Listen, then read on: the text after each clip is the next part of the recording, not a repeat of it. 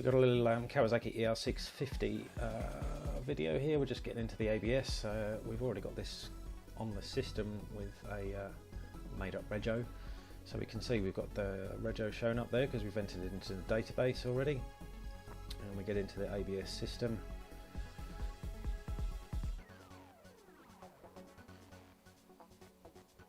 So we turn the ignition on, make sure we've got some good battery voltage, and we get into the system here so we can see there's no faults. We've got some ECU information and some activations here, so error clearing and the front and rear pump test.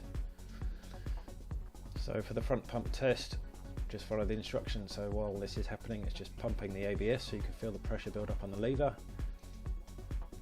Make sure the ABS is working properly, and we can do that for both the front and rear. So at this point I've just got my hand on the brake lever, and that's completed, and we just press confirm, and then we can move on to the rear one just after a bit of a brake, just as it says, so it doesn't overheat. So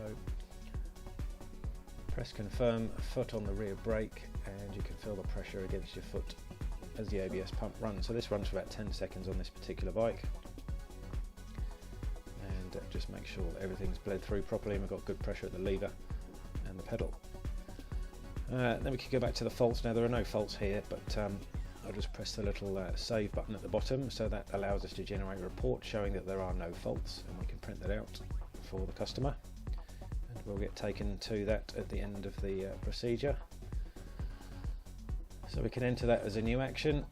Click on view and the errors, and that shows us there that there are no errors down at the bottom. Result no faults found, and we can type in anything here. So this is just saved with the customer file as an action that we've done while this bike was in, so we can save that.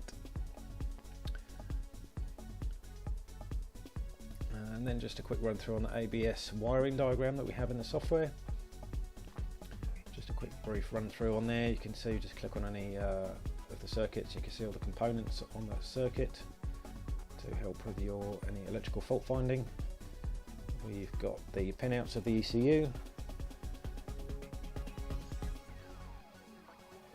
and that is actually on the wiring side of the connector. Just another example of general information that's provided to you within these wiring diagrams, a little bit of educational stuff about different components and how they work and ways of testing. Just to show you a little bit more of the background information that we have, all included in the software. Then we've got these nominal values. So these are where we have fault codes listed. So if you have a fault code, you can view that in the nominal values section, and it gives you instructions on how to test the components that are involved with that potential fault. So you can be more accurate in your diagnosis and properly test all the components before just swapping parts out.